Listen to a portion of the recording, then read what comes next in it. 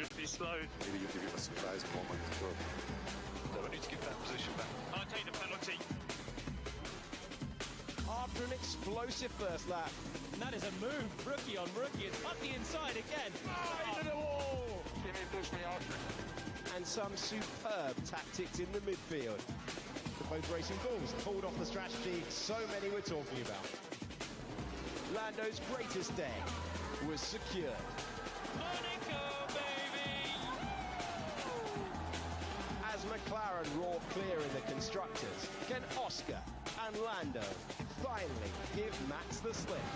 The twists and turns of Barcelona stand ready. This is the Spanish Grand Prix.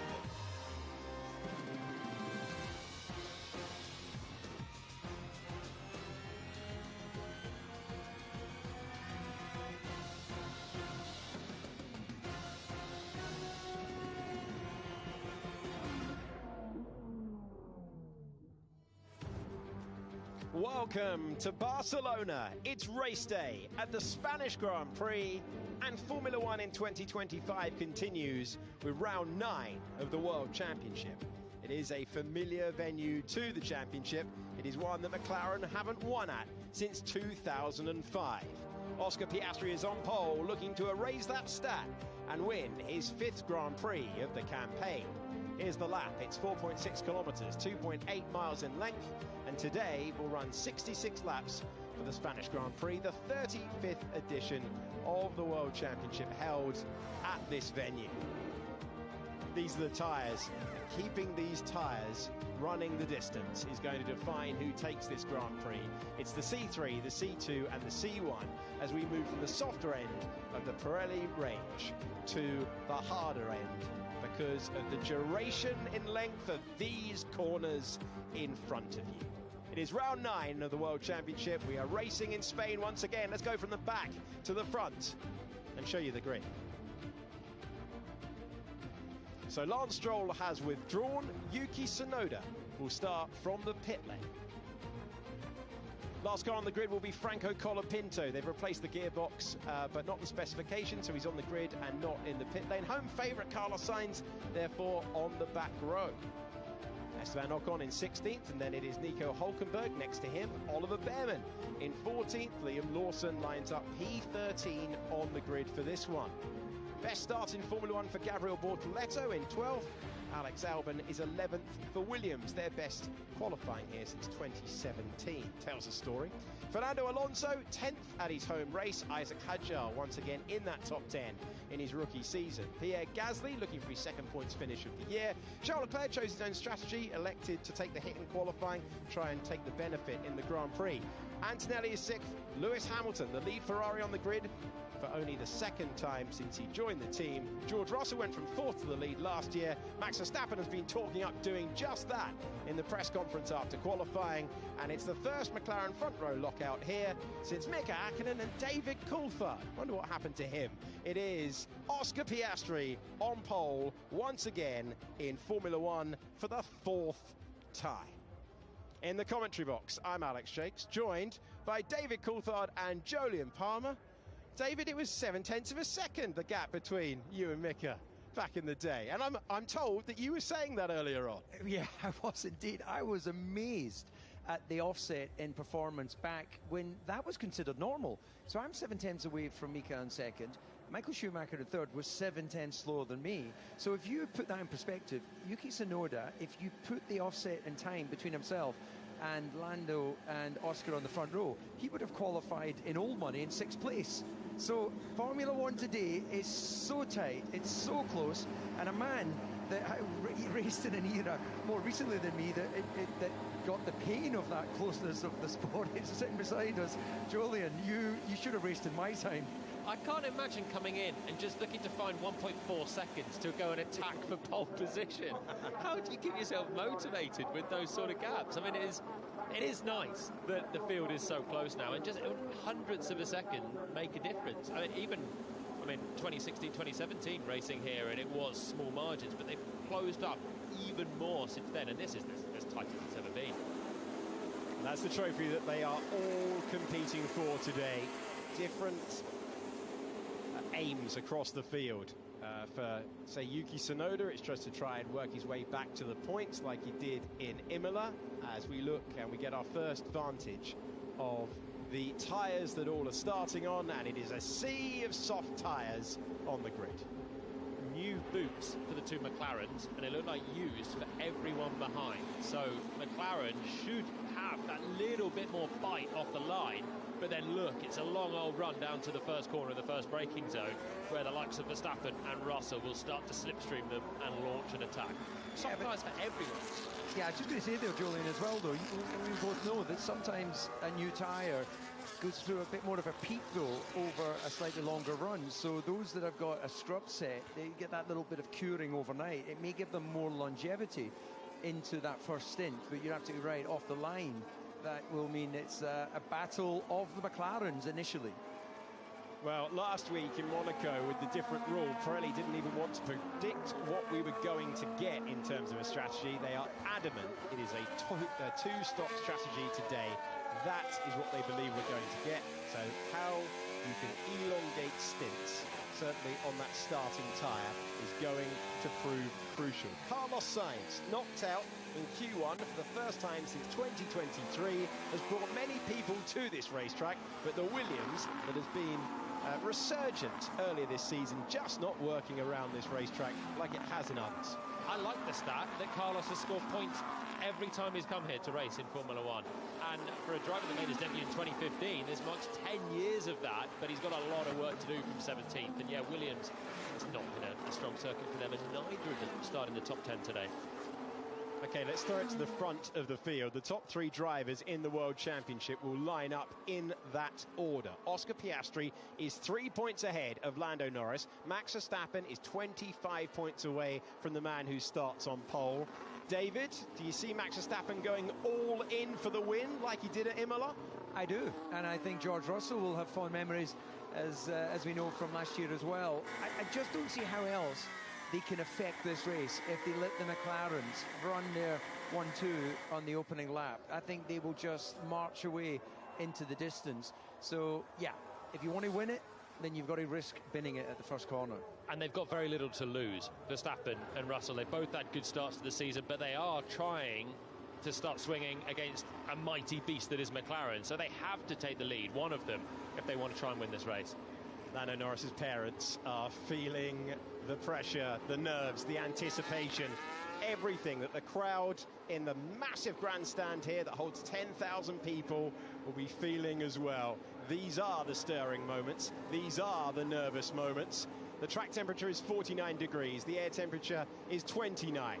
One car will go to the pit lane. One car, Lance Stroll, has already withdrawn. It will leave 18 cars on the grid and a daunting 550-metre run down to turn number 1 from pole position. Even longer for others behind. We have seen some epic starts around here. Christian Horner standing up, watching with all of us. Lando Norris on the left, Oscar Piastri on the right. Green flag at the back. Our battle in Barcelona begins in 5 lights' time. And the Spanish Grand Prix is underway. We're racing to turn number 1. Piastri is gone, and it's Verstappen who is moving in on Lando Norris for second place. George Russell trying to pinch to the inside. Max Verstappen is going to roar around Lando Norris and take second place in the Grand Prix. Down to third goes Lando Norris. Oscar Piastri leads. Antonelli was off the road and now rejoins. And it looked like Lewis Hamilton was able to sweep around the outside and get up to 4th. He did so. Russell was pinned to the inside in the exact opposite of a year ago, and it's Piastri, Verstappen, Norris, Hamilton and Russell. Yeah, dream start for Piastri, and Lando must wonder, can he get a break on his start? So you see the dive down the inside of George Russell there at turn 5. So this is exactly what McLaren wouldn't have wanted, what Piastri's team absolutely would want.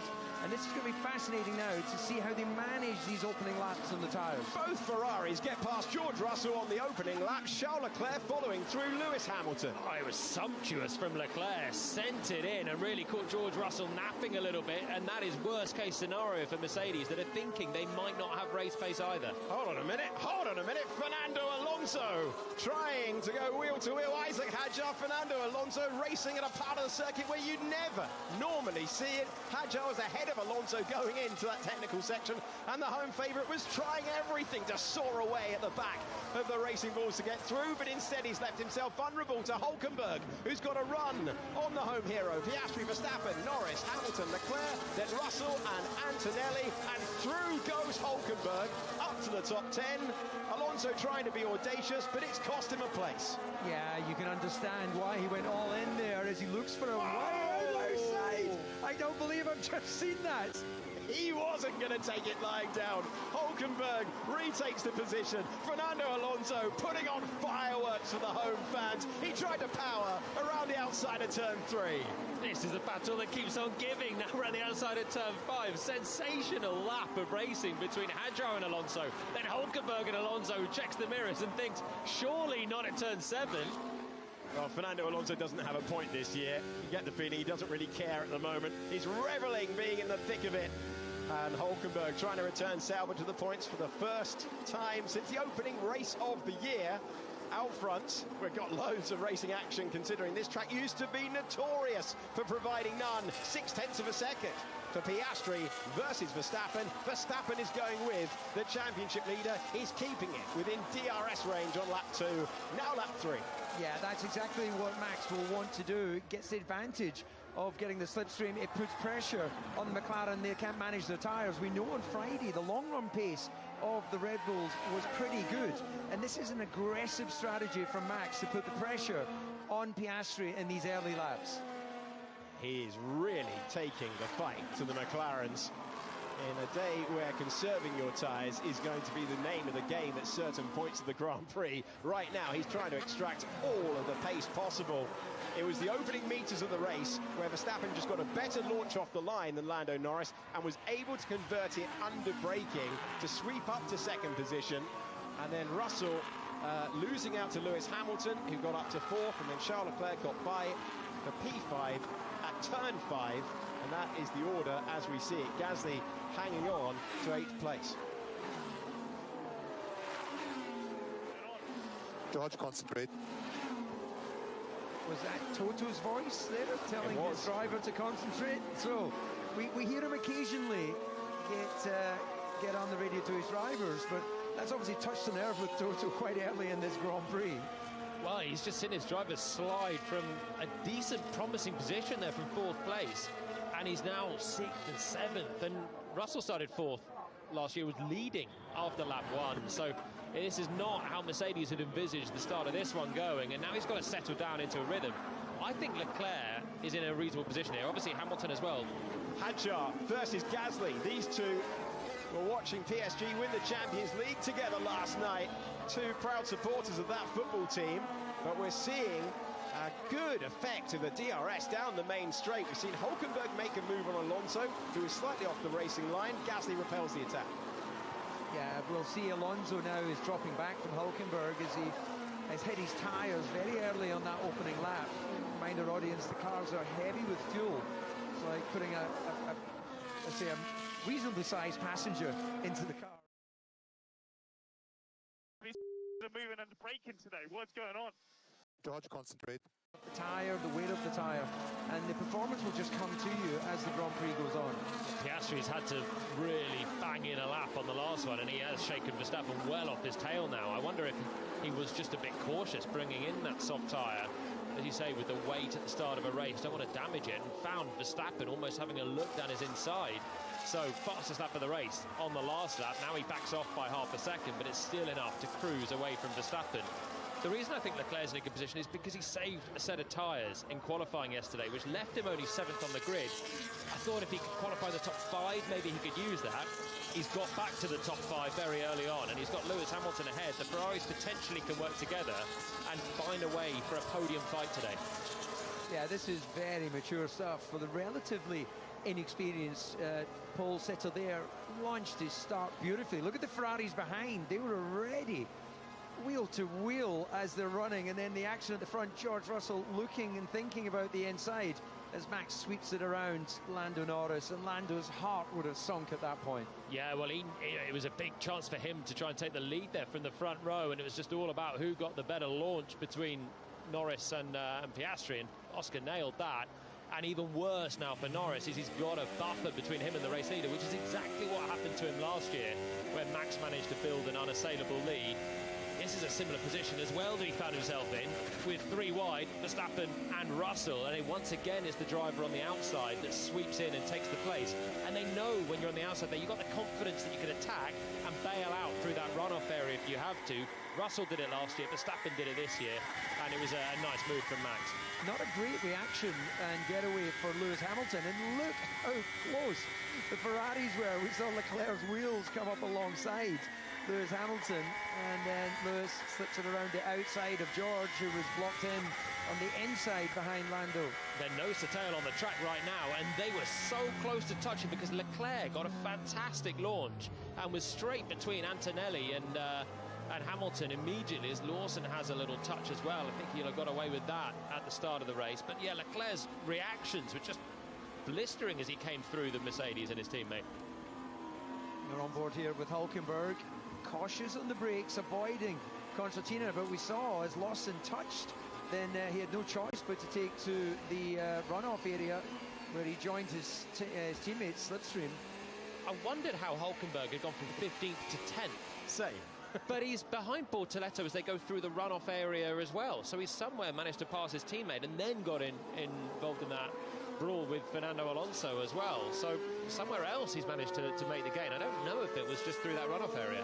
Yeah, and that Williams, you saw the slow-mo image there of a damaged front wing, and not enough for them to want to lose that extra time in the pits, and definitely will be affecting the performance. But well, there you go, Albon now, they've gone for that early stop, so expect them to do the front nose assembly.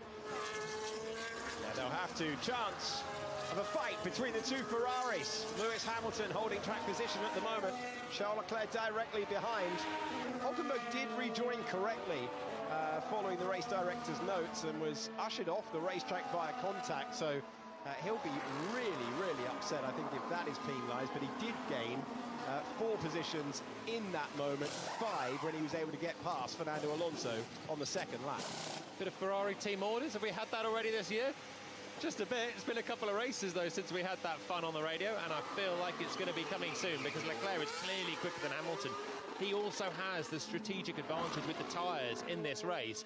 So it's important for Ferrari, if they want to maximise what they can do, that they don't lose time and hurt their tyres racing each other at this point, because Norris and Verstappen aren't too far ahead still. We can push on these tyres now. They're up to 10. We want to try and pass Verstappen. Well, I thought we were going to get a response there from Lando, but absolutely nothing. So that will be interesting to see whether he can push on to the back of Verstappen. There's a little bit quicker the last time around. But look, this is absolutely a case of Ferrari have got to look at the big picture here. Leclerc is in the dirty air. If he is quicker, which it looks like he is, then let him go on with his race. This doesn't make any sense. And, well, expect to hear some radio transmissions from Leclerc anytime soon. They've got to get Hamilton out of the way at this point. He's looked slower than Leclerc through the weekend. He did do a good job in qualifying yesterday to get up into the top 5. He's made a decent start of it as well, but he's very clearly holding back Leclerc. And Charles has been the quicker driver all season. He's got the better tyres. He doesn't want to waste that advantage trying to fight with his teammate.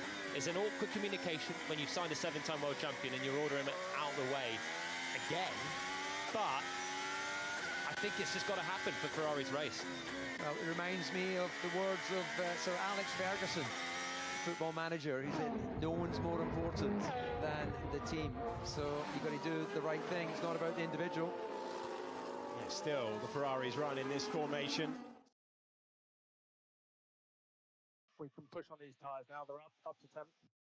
We want to try and pass Verstappen. He knew he was going to be saving a set of tyres as a result. Right now he's taking the dirty air caused by the Ferrari in front of him, and they are continuing to race out front with Charles Leclerc right now crossing the line, 9 seconds away from this man, Oscar Piastri, in the lead of the Grand Prix. And he's losing a second per lap, sitting behind Hamilton. Once again, he'll get the slipstream. He might have a chance here into one. Hamilton defends, Charles Leclerc goes to the inside, but he knows he's racing his teammate and can't try the latest of lunges that might have been deployed on another team. I can't help but feel that even if you'd love to see a bit of wheel-to-wheel action, as we see Tsunoda making an early stop, this will be picking up information for Red Bull on tyres. He's coming off the medium, going onto the soft, but it feels a little bit that Ferrari just need to look at the bigger picture here. They've got to be incisive. They're wasting their race. Leclerc has got the best chance of getting a result for them today, and he's just sitting, wasting that advantage behind Hamilton. It's not easy to pass here, and if you're getting that close into turn one, you clearly have a significant pace advantage. If Lewis has got anything more to offer, he has to show it by now. There must be radio transmissions that are just sitting there waiting to be played to us. I cannot believe Leclerc is suffering in silence, and there we see swap the cars. There's the message. Charles Leclerc has the pace, has the tyres for the rest of the Grand Prix, and the message comes through to swap the positions. A strange message to give a 7-time world champion, but one that could help Ferrari look further ahead rather than backwards, and Charles Leclerc is given the position into turn number one as per the team instruction. He's now 10.5 seconds off the race lead. So they've probably cost themselves sort of 3 to 4 seconds, and now he's 6 seconds behind Lando ahead. When we started this and he was looking at the back of Lewis for the first time, Lando was just up the road, still in shot. So it shows the lap time loss that he's had. Finally, he gets the position. We'll see now if Ferrari, in the hands of Leclerc, have pace to go with the top three. So, Julian, just give me a bit of support on this, because there'll be, as I'm about to put a criticism towards Lewis, there'll be those who are going, you know, what position do you have to criticise a 7-time world champion? But even letting Charles by, he could have lifted on the straight, not got any dust on his tyres. It was a slightly awkward offline in the first corner, which compromises Lewis through 2 and 3 because he's got his tyres dirty. I think the ironic thing is, when he actually let Charles through, Charles was a lot further back than he had been on the last 3 laps, so it would have been very easy to do it on the 3 laps previous. But then, yeah, he was sort of thinking, waiting for Charles to get there on the straight, and it took a while, to the point that he then had to do it in turn one. Serious pace from Lando Norris in the last couple of laps to close up to the back of Max Verstappen. Verstappen taking this position at the start of the Grand Prix. Norris using the DRS zone to get it down to half a second. Gasly's come into the pits. We've also seen Hülkenberg in the battles for the points. One man who came in at the lower reaches of the points, Yuki Tsunoda, a few moments ago. This is how he was able to get past Alex Albon. And you will have also seen a really slow stop for Carlos Sainz. 10 seconds stationary, sums up the state of his weekend so far. He's currently the last car on track. Norris is bringing it to Verstappen right now. He's closing in on this lap. Pierre Gasly just out ahead of Hülkenberg, and that is vital for Alpine. Alpine and Sauber chasing the same thing today, a second point-scoring finish of the campaign. Tyres won't be perfectly into the window. Hülkenberg's been improving plenty of places, not enough room, but turn number 4, position defended for the French driver. Yeah, so that's the first part of Gasly and Alpine's strategic race sorted. Here we go, look at the top left of your picture now. You can see Lando lining up a chance. No grip. Great to them, that is. Yeah, copy that, understood. And now Lando Norris has a massive opportunity. We're on board with Max Verstappen. The McLaren getting closer and closer. Verstappen understandably throwing the defensive shape, but he's reported to the team that he doesn't have the grip, and his rival in the championship ahead of him by 22 points, is all over him on the racetrack.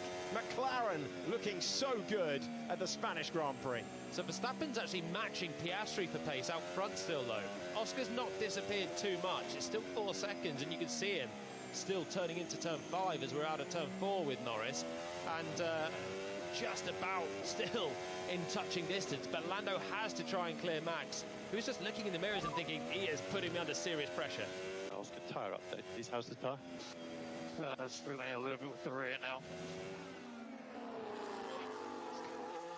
Yeah, I think that Piastri's been managing quite comfortably out front. He'll be aware of the fact that once Norris gets past Verstappen, he'll be looking for those first couple of laps to understand, right, what is the appetite for Norris to come at me? You could see Verstappen sliding around a lot, and Lando will be very... No grip. Great to them, that is. Yeah, copy that. Understood. So, across the line we go. Max Verstappen checking the left-hand mirror. Lando Norris coming closer and closer with the DRS, with the speed.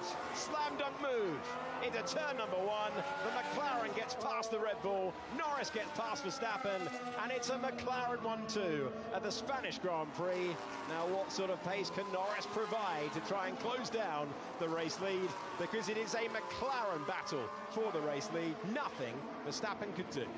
Yeah, nothing he could do, which is why he did nothing. Why go offline when it's only delaying the inevitable, and it would be affecting his tyres? So this is, as we've been sort of predicting, a battle for, if the cars at front, McLaren's run reliably, it's like the battle for third. That's the best that Verstappen can aim for under normal conditions.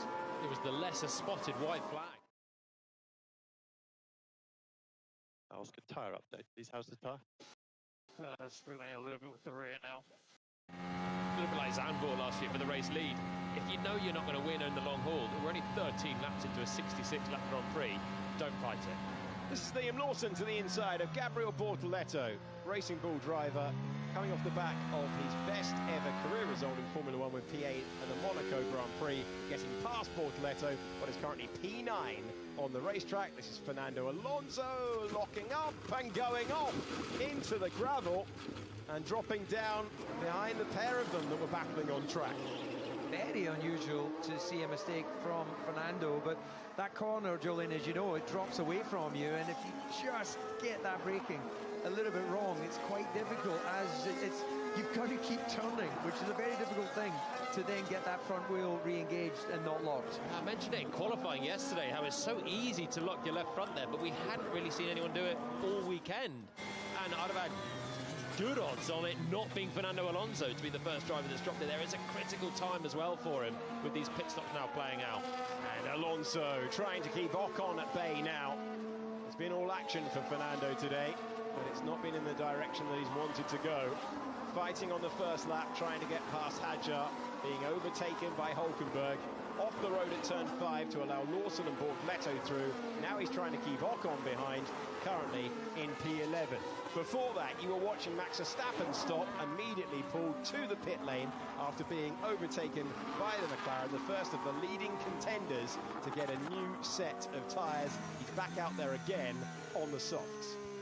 We saw him chase after Oscar in those very early laps, didn't we? He was almost trying to make that move at turn 1, and I wonder if just being aggressive in the first few laps and trying to slide around in the dirty air to fight for a race lead meant that he gave these soft tyres more punishment than necessarily needed to, or than other drivers around were doing in the early laps. Back out front with our race leader and championship leader, Oscar Piastri, trying to win his 5th Grand Prix of the season today. The man who's won in China, in Bahrain, in Saudi Arabia, and in America with the Miami Grand Prix, the first of 3 trips to the States this year for Formula 1. Franco Colapinto was unable to complete qualifying yesterday, had to have a gearbox change and started on the back row of what was the grid in the end after we had 1 withdrawal, 1 car in the pit lane. That's a 2.8-second stop. The Argentine driver has a 5-race deal announced, and he is in race 3 of it as he tumbles to the back of the field, having made that stop. And Sainz is going to need a proper twist in the middle of this Grand Prix to continue his point-scoring run at his home race. And we see how far behind they are at the back of the field, because here's the race leader continuing on lap 16 of 66. The McLarens not responding to Verstappen coming in. They're setting their own pace. They're going to use their performance of the car. Lando Norris has been talking pre-Grand Prix about the overall performance of what he's got underneath, and quick everywhere was the verdict. Hard to argue with it, as through goes Max Verstappen up against Isaac Hadjar. Simple move, senior team against junior team, and he gets by at turn number 10. Yeah, Hadjar absolutely compliant there. He understands the big picture of his future. He's had a great debut in Formula One, and he does not want at this stage to see the wrath of Max Verstappen. And frankly, it's not the same race that they're both fighting this afternoon. No, it's a sensible move for Hadjar, obviously, to not lose any time with that. For Verstappen, he needs to try and make the most of this set of softs that he's got on, but he also doesn't want to get through these too quickly. The McLarens are in a different league today, from what I can see. They're still lapping at a strong pace. They're a second quicker than the Ferraris right now, and they're going to be too quick for Red Bull, I think, in a normal race without some level of interruption. Verstappen, with his pit stop, may well undercut Norris again. He probably has already, in fact, with his fastest lap that he's just put in, but it won't bother McLaren because their longevity, the tyre life, is very strong so far. He's in a fight for third, and the McLarens are just going to keep going long, and Norris has got to hope that Piastri's tyres fall away, and Piastri at the moment is keeping on at a consistent pace. He's doing well. In comes Lewis Hamilton to the pit lane, a 6-time Spanish Grand Prix winner. Down to hit his marks. A long way to go. Attacking undercut.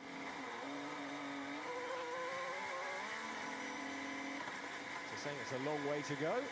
Certainly is on lap 17 of 66, and being told that they're protecting from the undercut, protecting from those cars who have pitted and taken on fresh rubber. Max Verstappen, fastest lap of the Grand Prix with that fresh rubber, as Hamilton comes out ahead of Gabriel Bortoleto. Bortoleto chasing his first point-scoring finish in Formula One today. He is back-to-back F3 and F2 champion. And full push, please. That's what I'm doing already. So a Ferrari going to pit Charles out of third place as well to kind of cover off Lewis. Lewis was pitted to cover off the Mercedes. The Mercedes are carrying on. Actually, their race pace isn't as miserable as they thought it might be after Miami, where they struggled a lot, and Imola, of course, as well. Antonelli ahead as we get the call from Ferrari to bring Leclerc in. So Antonelli struggling with these tyres. You can see the offset in those fresh tyres around the outside. Yes, thank you very much. I've not seen that happen very often. I was thinking when he placed the car at that part of the racetrack, you don't see. A long way to go. Attacking undercut. He did so. He's in P4. Antonelli now in 5th because Charles Leclerc has made his stop. He is currently in 6th position. Where does Charles Leclerc come out in the order? Through goes Hadjar. Then it will be Liam Lawson approaching. He'll be ahead of Lewis Hamilton. He'll be ahead of Liam Lawson. And Ferrari executing that nicely. Onto the medium tyre with both cuts. It might have actually saved. And full push, please.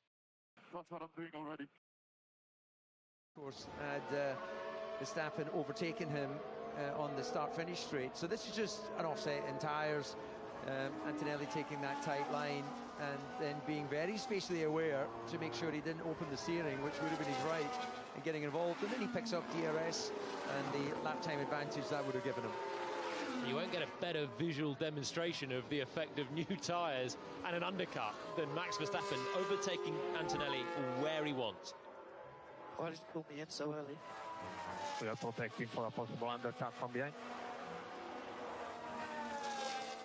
So same question, same answer, and they were referring, I'm sure, to the Mercedes, given the state the race was in, but Mercedes have taken the other option now. They've decided to go long. George Russell is ahead of Max Verstappen on the racetrack, but yet to stop in this Grand Prix. Verstappen enjoying this soft tyre, roaring up to the back of the Mercedes. Some 19 laps now, or is on the 19th lap on the tyre. George Russell said at the start of the Grand Prix, it's important that we pick our battles today. No point in trying to fight the McLaren or the Red Bull if it's just further up the road to us. So wheel spinning back into the fast lane is Liam Lawson, looking for back-to-back points finishes. George Russell once again deciding there's no point in fighting, and again a different corner for an overtake around this racetrack for Max Verstappen. After all the fun at turn 12, making use of the inside line at turn 7 to get past the second Mercedes and reclaim third place. Yeah, I don't think you'll have many photographers down at turn 7 to capture that moment, because you very rarely see anyone overtake there. You see a few people going off on exit, but Why did you pull me in so early? We are protecting for a possible undercut from behind. Alonso won his last Grand Prix in Formula One around this racetrack. He's at it again around the outside of turn number 3. And I know he's not in the points, and I know there's a bit of a tyre offset, but hey, great to see Fernando Alonso on the front foot. Couple of overtakes for the home fans to enjoy. He absolutely loves that outside of turn 3 move. He's done it for decades now around there. He's done it for more significant position as well than 17th place. And that's Max making the move against George.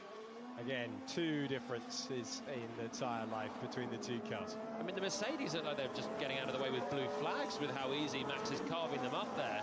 Past Antonelli around the outside of 12, past Russell on the inside of 7. They are not overtaking places conventionally, but on this new set of softs that he's on, they're not really new anymore. He's done now 6 laps on them, but he's just getting the hammer down and drilling them and exploring pace. And at the moment, if the McLaren's lead, Verstappen is back in the front. Talking of which, great move, Hadjar. We can get 25 possible. Possible, but difficult. We're getting so many moves at corners we don't normally see. Isaac Hadjar firing up the tyre, out of the pits, determined to return to the points once again, around the outside of Oliver Behrman, who'd been on the medium tyre for 11 laps, and through he went. Crucial to clear him as quickly as possible. He did so, and an important move for him. George Russell comes in to hit his marks now in the pit lane, going slightly longer than the Ferraris. And the 2.2 second stop, very useful for the British driver who was aiming for a podium today. That was his hope. He was last there in Miami. Tough couple of rounds for him. Non-score in Monaco and not competitive in Imola with a P7 finish. And he's out 5.3 seconds behind Lewis Hamilton, but with fresher tyres on the Mercedes. Norris is drifting back from Piastri as they head towards the pit stop phase, and McLaren will pit Lando. I think he's just losing too much time now, even to Max and those that have pitted, so there's no point hanging it out. It's not going to be a one-stop for them, and in he peels to the pit lane. So Lando Norris attacking drivers. How far do you think we can get? Lap 25 possible? Possible, but difficult. Because McLaren are the world champions in the Constructors title battle of last year. It means that you get to pick what end of the pit lane you would like to be at. They pick this end for now, and Norris will bring these tyres in. He will go to work, and he will try and erode the gap that Piastri had, and it was a decent one across the line. Nice buffer for Piastri, trying to elongate the gap in the championship that came down to 3 points at the last Grand Prix. Piastri will surely pit on this lap as well, and that'll be the first part of McLaren's job done. Although the second part will involve overtaking Max Verstappen, so they've got plenty more to do. There we go, box for Oscar. They've got to cover off now Lando, who will be unleashed on those new tyres to potentially undercut his teammate, and he would absolutely love it, even though they're playing the team game. Of course, championship rivals out front. Antonelli out ahead of Hulkenberg.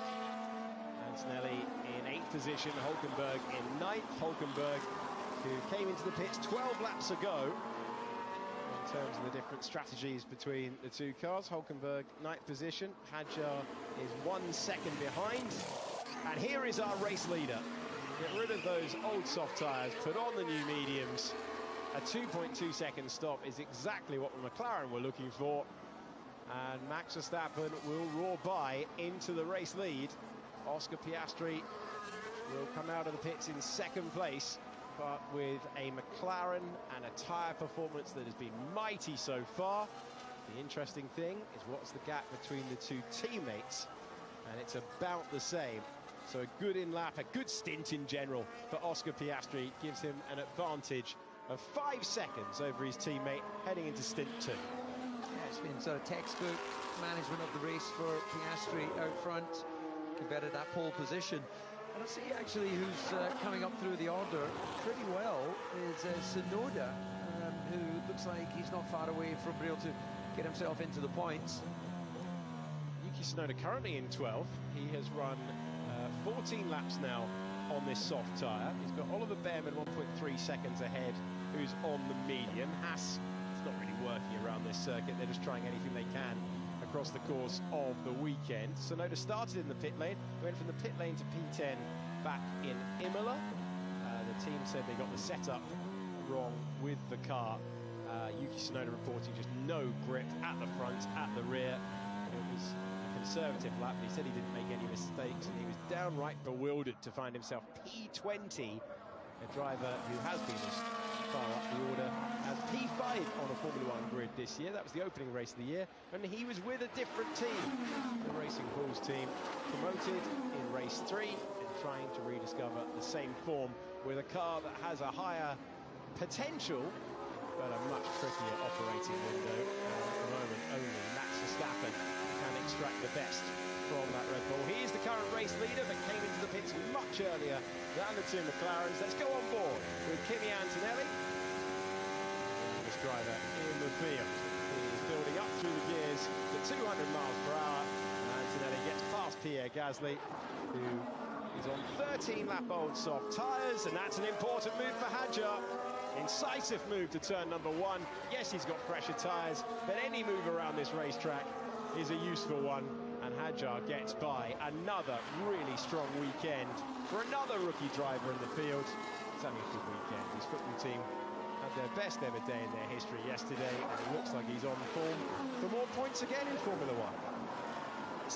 You've got to make use of the tyres, and in doing so, clearing the drivers that have stayed out or pitted very early and are on short tyres. You've got to do it as efficiently as possible when you're trying to fly through and you're trying to get some points, as Hadjar is today.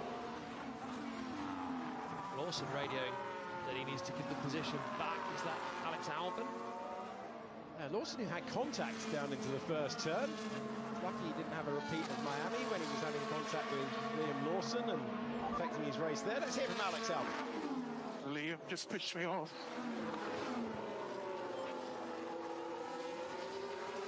Okay, well, we'll wait to see that. But meanwhile, what's caught my attention is Leclerc is only 4.7 behind Norris and running quicker than we've got Verstappen, Piastri, Norris, all pretty much at the same time, 19.9. And Leclerc pushing his tyres harder, 19.5. So now we can start to speculate how much time he lost in getting clear of Hamilton in those early laps. It's quite a bit, wasn't it? That's the thing. Trying to go past, and this time able to go past. Oh no, there was contact. There was contact. There's debris all over turns 1 and 2.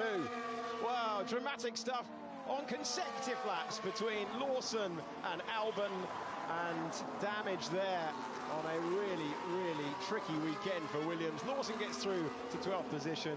Alonso's in 3rd.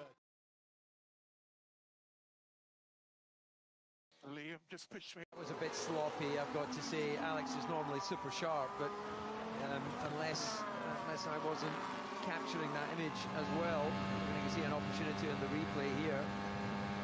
They are big front wings, difficult to completely see, but right, that was the push-off that they were talking about. So it was the following lap that we get the contact. So that's a nice move, actually, in my eyes, that from Lawson. Up the inside, gets there at the apex, and Albon keeps the place by cutting the corner, which is not legitimate. So I think Lawson is correct. And then he's going around the outside. It's a lovely move.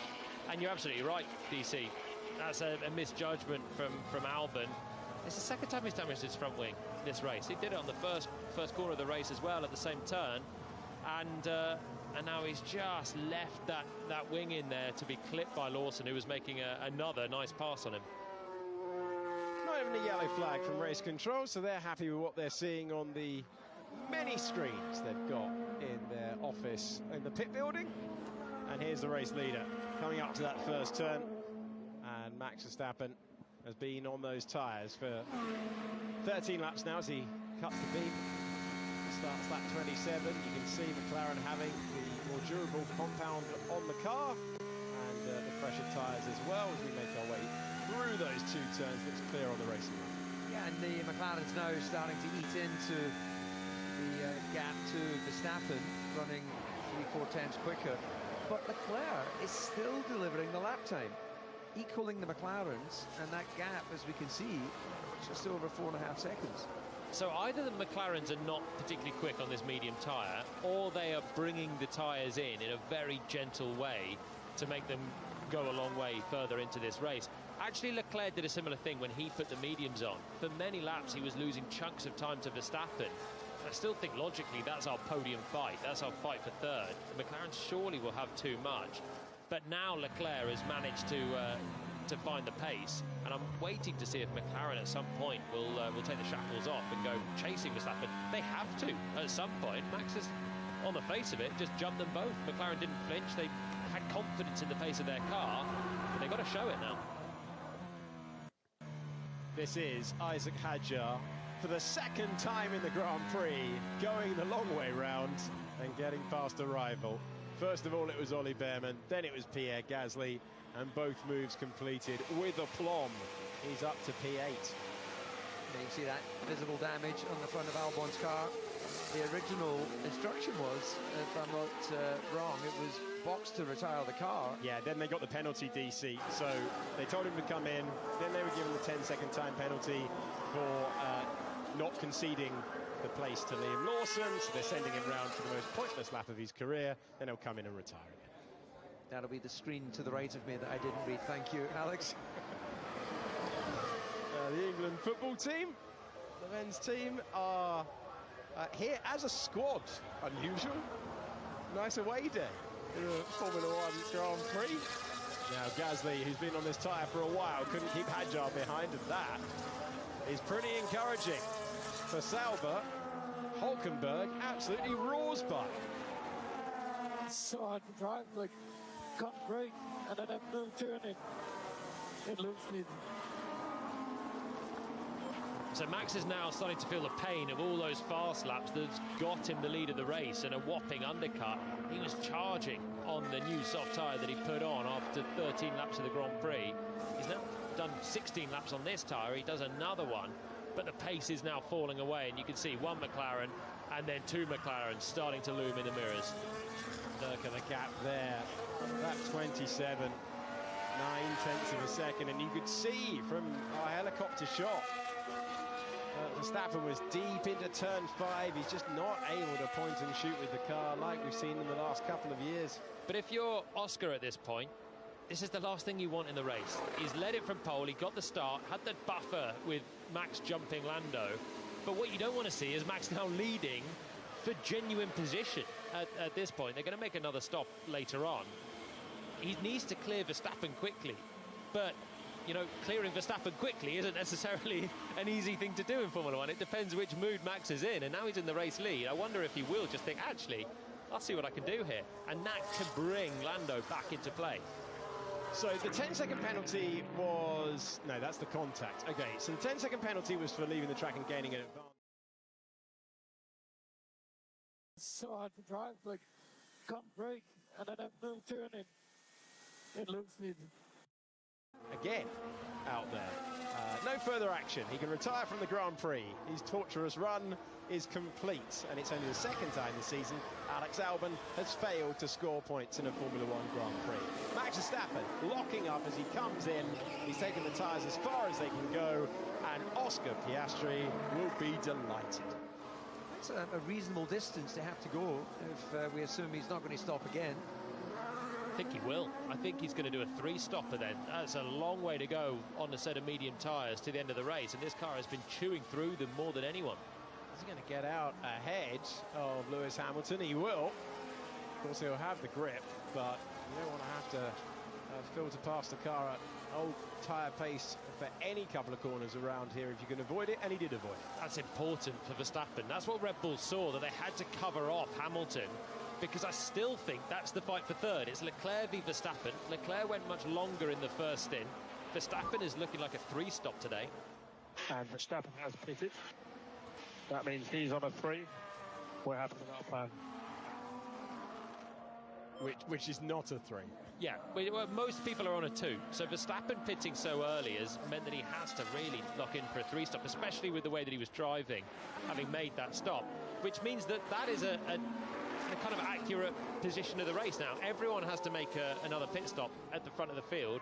Verstappen will have better tyres with the extra pit stop, so he now has fresh tyres and he'll get another hit of grip before the end of the race. But he effectively should have to pass Charles Leclerc for that third position somewhere in the Grand Prix.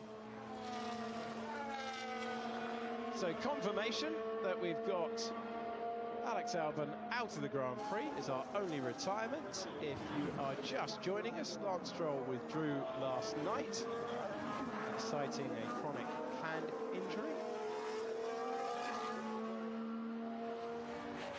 And we're looking at George Russell in P6. Just no good, mate.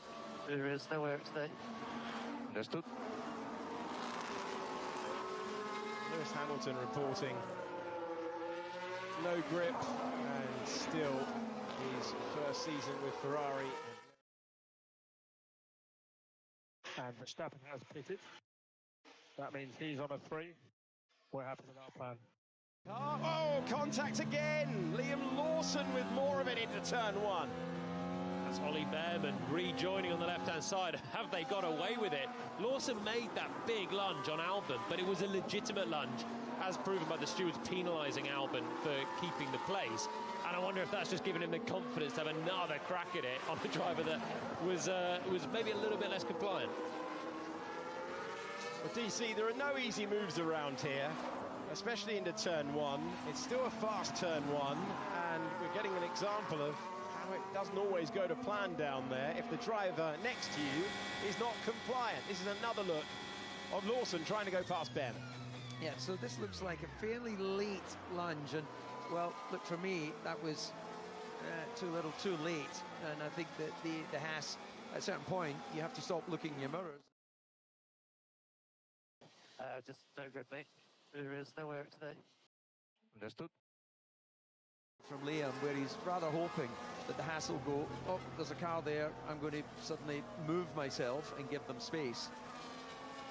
I think that's one of those ones where he's sent the lunge. It's not a massive braking zone at turn 1. We might have another chance. He's closer this time. Is he going to fire it in again?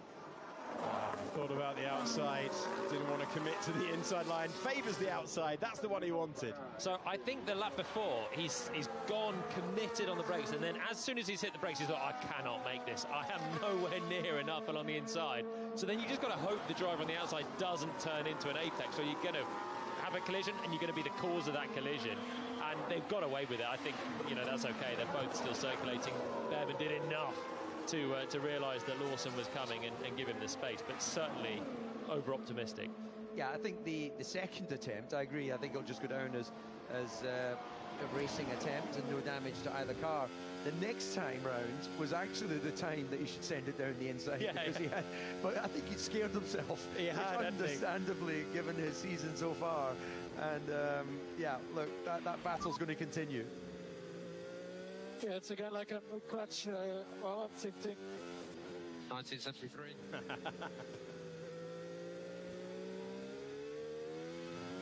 Well, that's a reference to last week when he said his car felt like shifting, felt like it was the Monaco Grand Prix of 1972. The running joke now 7 days old. That's a tight bond between those drivers. And so GP, his engineer, standing out on the balcony from the engineering office, overlooking the paddock area, and he was on his phone and shouted up just to say, catching some air, and he said he was playing games on his phone. Just a moment of relaxation before the intensity of getting into engineering a Grand Prix for Max Verstappen. And intense bond between team and driver, and for all of you at home, Spanish Grand Prix in 1974, won by the great Nicky Lauda.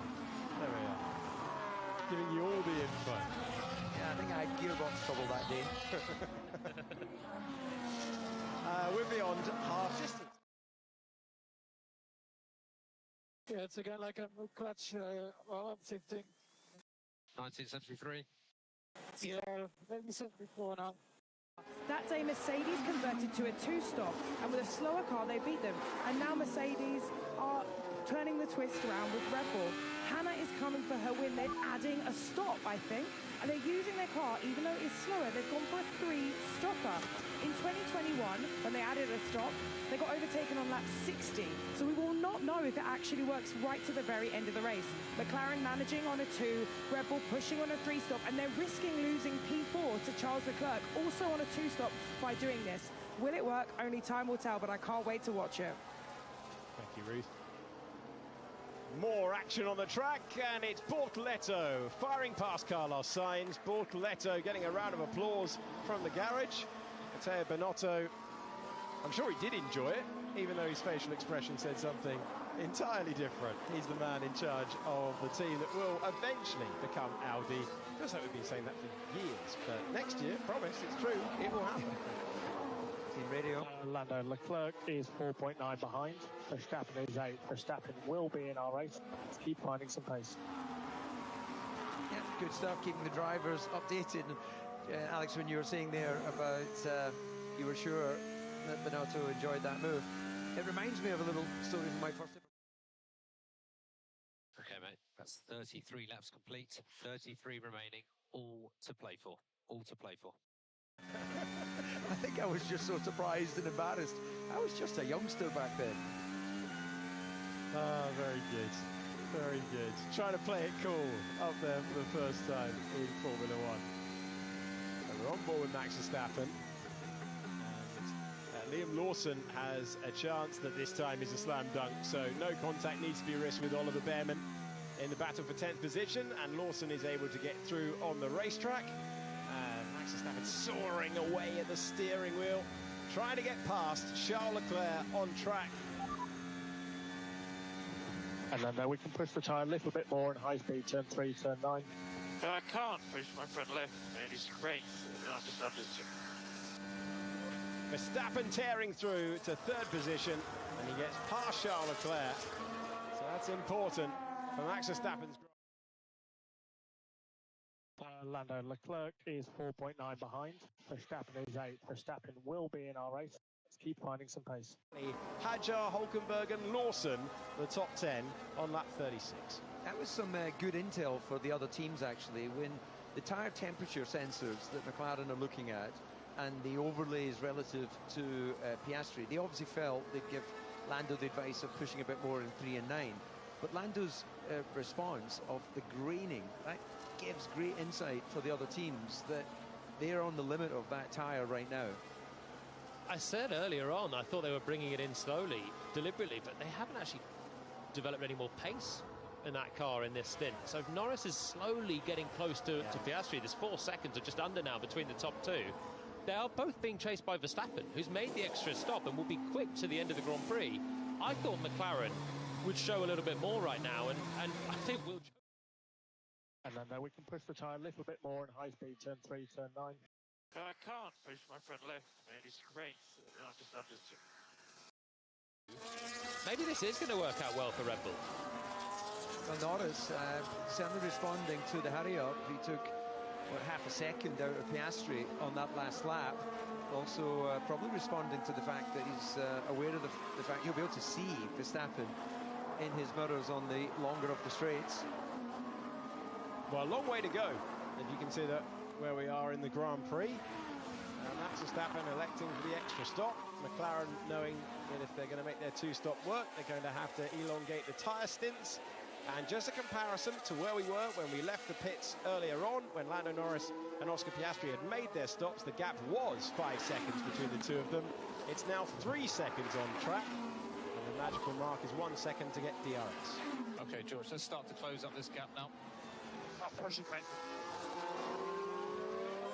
the same up and down the pit lane. The engineer says, okay, let's see what you've got. And the response from McLaren, from Ferrari, and now from Mercedes is this is it. I'm attacking the racetrack. But the answer actually from Norris is that he has got a little bit more to offer, and he's improving his time. At the same time as Piastri's put a lap on Pierre Gasly and lost a bit more time with that, Norris is 8/10 quicker on the last lap, with less than 3 seconds between the top two. Verstappen was giving it a lot behind Leclerc and passing Leclerc. So at this rate, he'll go through the medium tyres quickly, but he can do that because they're on fresher tyres, and he's going to pit again with everyone else. So this is suddenly all to play for, and the lead gap is closing down, and I'd have thought Piastri would be getting the hurry up as well now. That was Carlos Sainz moving past Franco Colapinto. Only one retirement in the Grand Prix. Alex Albon, 19 cars took the start. Lance Stroll withdrew last night on medical. Okay, George, let's start to close up this gap now. Charles Leclerc, 12 seconds off the race lead. Ferrari have been talking about their race pace, if they can get themselves into clear air all year long. And their productive first lap of the Grand Prix has seen them ahead of Mercedes. George Russell only 2 seconds away from Lewis Hamilton. Seems like a battle that's going to brew all the way to the end. And this is on board with Yuki Tsunoda now. Seen a lot of overtaking. Hasn't always been for the major positions today. We've seen a lot of cars going side by side into this turn. Do like a visor can when we're going late on the brakes. And that was Tsunoda getting past Ocon. Tsunoda, who is on 13-lap-old soft tyres, getting past 17-lap-old mediums. Red Bull versus Haas. And Yuki having a better Sunday than he did Saturday. 3-stopper for Tsunoda as well. He came in really early in the Grand Prix, pitted on lap 8, so that was pretty much locked in straight away. Norris does the best first sector of the race, lapping Gasly, so he's had DRS down to turn 1, but he's still got pace in those tyres. Piastri's upped his pace on the last lap as well, so he is trying to respond. And on the last lap, he's only 2/10 slower than Verstappen. So McLaren have got a little bit more in the tank to unleash when they need to right now. But I'm interested in Norris now shutting that gap down to Piastri. He's on a quick lap here, and that is your gap for the race lead. There's another pit stop to play out. We might have a duel yet, or even a three-way fight, because there's Max. This pace is good, George. There's opportunities if we can close this gap a bit more. A bit of encouragement as he runs close behind Hamilton, who Hamilton seems to have settled in his balance. His times are, I'd say, pretty good when you compare now to where Leclerc is, what, a few seconds up the road. Yeah, the Ferrari pace has actually faded away a lot in this part of the race as well on those mediums, so Leclerc is long gone from Verstappen's race, I think. They've both got a pit again, and Max is clearing off more than a second a lap on his fresher tyres. Verstappen far happier with this set of mediums than he was with the softs earlier on, when the car just was not turning at all. Well, lap 40 of 66, enjoyed that graphic on the left-hand side to show everyone the last lap time that anyone was doing last time around. If you missed it, it's a 19.9 for Piastri, 19.4 for Norris, 19.6 for Verstappen. And then the Ferraris, as Jolyon was describing, 20.9, 20.6 for Leclerc and Hamilton. And so Piastri, Norris and Verstappen look set to be our podium. Can Norris keep on chipping away at Piastri out front? Okay, so McLaren perceiving the threat now, Max. They realise they have to push on. It's a long way to go for them. This pace is good, George. There's opportunities if we can close this gap a bit more. But he'll be very aware of having to pit again as we get the call there for Leclerc. I wonder if he might even try and get to the end if he has to. If he can't get to an undercut range of Norris, which I don't think he can because McLaren have up their pace, does he just try and hang on and hope there's a safety car late on or something? Red Bull doing something different. It may not work out, but I think they've given themselves a shot on a day where they look like they've got a slower car overall. Oh, Julian, I like your thinking. You've got to try something to get wins, haven't they? And, you know, if it doesn't quite work out, what are they going to be, fourth? If it does play out as the pace of the cars, they're going to be third. So with something a little different. We saw in the F2 race a very late safety car. That could change everything. Okay, so McLaren perceiving the threat now, Max. They realise they have to push on. It's a long way to go for them. It's taking their drivers further and further to another constructors' crown for the fine men and women of Woking, where the McLaren factory is based, and we go on board with Max Verstappen. Live speeds for you at the bottom of the screen. The old chicane deleted last couple of years, fast and flowing, and Verstappen trying to apply the pressure any way he can, just trying to roar up to the back of the McLarens. And it's that old tactic: if you can't win the race on pace yourself, can you force your opponent to push? Maybe force them into an error, whether it be strategic, whether it be on the racetrack. Well, we're about to see Piastri come up to the gearbox of Yuki Tsunoda, and there's a whole bunch of traffic ahead of them that all should be compliant to the blue flags. So this is going to be quite telling. We're going to see the times ebb and flow as the leaders make their way through the back markers. Tsunoda jumps out of the way of Piastri in the middle sector, so that will release Oscar. You never like to be lapping a car of one of your rivals there. Tsunoda might have made that a little bit harder work, but I don't think he did for Oscar, who's cleared him. And Verstappen's within 7 seconds of the race lead here. So it's definitely all to play for Red Bull. He could see now Norris just ahead of him. Norris has put a lap on Esteban Ocon that Max will have to do soon as well. It's not Monaco, you don't lose so much time lapping a car, but maybe half a second here or there. Verstappen and Ocon don't have great history, so as compliant as Yuki Tsunoda was to the race leaders, Ocon could make it difficult. Yeah, he has done in the past, as DC references. Saw a Grand Prix victory change hands in Brazil many years ago now. And Valtteri Bottas racing that day, and he is the reserve driver this year at Mercedes. He's watching on. Mercedes 6th and 7th at the moment. Russell making that stop, going to the soft tyre.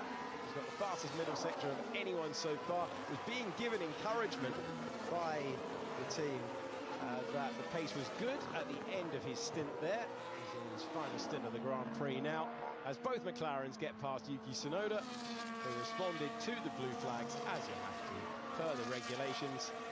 And there's 3 seconds between Oscar Piastri and Lando Norris, that gap being held at 3 seconds. So I'd have thought that next round of pit stops can be any time now for the McLarens, who are still running pretty close together within 3 seconds. Both have lapped Tsunoda now. Piastri will now look straight ahead and find the next car to lap. It's the Sauber of Bortoletto. Norris just within 3 seconds of him. And now, if they want to split the stints evenly, you'd pit right now and do roughly 20 laps on each. The tyres will go to the end, and it's sort of your quickest way, really. You can maybe do a little bit more when the fuel comes off later on, so they're absolutely fine. But they don't want to necessarily do that, because that will hand the initiative to Verstappen if there's a safety car, and that's then the risk for McLaren. If there was a safety car and they pit their cars, Verstappen takes a pit stop and he'll lead the race. Yeah, I guess if you are going to take a risk on hanging out there in one of the McLarens, it would be for Norris. You would not want to take that risk right now. Piastri, you've just got to do your best race based on the information you have right now. Alonso rejoins the racetrack, and on the soft tyre, finds himself in the wheel tracks of Carlos Sainz, and both drivers have had excellent days around this circuit. Sainz on the podium in the past, and Alonso able to take the top step on a couple of occasions, but as he goes to the inside of his countrymen, those good days are not today, and it's been a tough one for both of them. Williams' least competitive outing of the season. They predicted that would be the case. It's come to pass. And Fernando Alonso still without a point. He is on the worst run since his rookie season. He's all the way back in 2001. He was racing for Minardi that year. And Alonso outside the top 10 once again in a Grand Prix, as we see the gap between Russell on the new tyres and Antonelli on the old. And that won't be much of a contest best at all. Esteban Ocon in the pits again for the Haas team. Just looking down the running order, if you look right at the back of the grid, it's a curious one with Colapinto, who really impressed and certainly made a name for himself in his debut for Williams last year. These few races he's done, these couple of races he's done with Alpine, it doesn't look as if he's as comfortable in that car. No, doesn't seem to get on with the Alpine in the way that he did with the Williams last year. He did have FP1s with the Williams team before he made his debut in Formula One, but he has had testing with old Alpine machinery before he got his call-up to replace Jack Doohan in the car. But as you say, DC, it's not been the instant impact when he scored points 2 times in the first 4 races when he was given that promotion in place of Logan Sargent. Colapinto was being talked about in the paddock earlier in the weekend. Flavio Briatore, who is the acting team principal down the Enstone base team, saying this is effectively like his first proper race. He's had the return to the seat. Monaco is especially difficult and a total outlier, and he said this is really the first one. Unfortunately, Colapinto is down in 18th position. Had the issue in qualifying, didn't he? He did. Was consigned to that to start, but doesn't look easy for him at the moment. At least at the end of this one, he can have a week off and have a bit of a reset before turning up to Montreal. It's not an easy track for him either. It's a tough run of races, isn't it? Imola, then Monaco. This one should be easier, but he was obviously in the back foot after yesterday. Norris is losing a lot of time now to Piastri. Second on the last lap. It's half a second so far on this lap. Piastri's, he's very good at managing stints, isn't he? Just when you think the battle might be on, he gets towards the pit stop window and manages to find that extra gear, and he's now putting in personal best laps of the race. Last lap, he sweeps through here, and he might be about to improve on it on this lap as well. His race management has got very, very strong. Yeah, that's the evolution of experience, and we've mentioned before, he's got some good people in his corner. Former Grand Prix driver, winner, of course, Mark Webber, a teammate of mine. He's guiding him well. That natural talent, though, is clearly giving Lando Norris some problems, as I can see Ferrari coming out into the pit lane. And Lewis Hamilton has been told to appear in that pit lane, as his crew will be greeting him in a few moments' time. So Hülkenberg has made his stop, and he's out in 10th position. Sauber having their best day of the season by a mile on terms of overall pace. Hamilton hits his marks. He's been massively undercut by Russell and is so slow. Oh, that's not what he needed. Russell had the fresher tyres. Through goes Russell behind the graphic that says it was a 4.9 second stop. And it doesn't get any easier for Hamilton at Ferrari.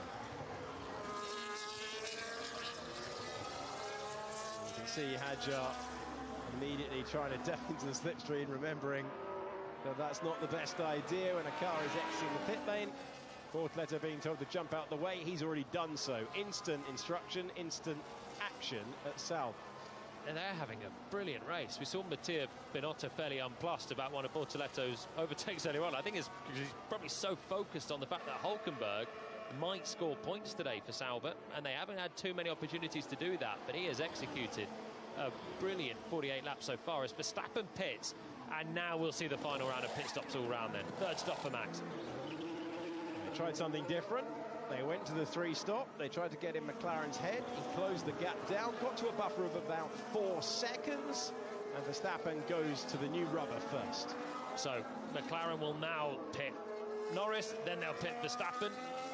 Then they'll pit Piastri. Verstappen is going to get...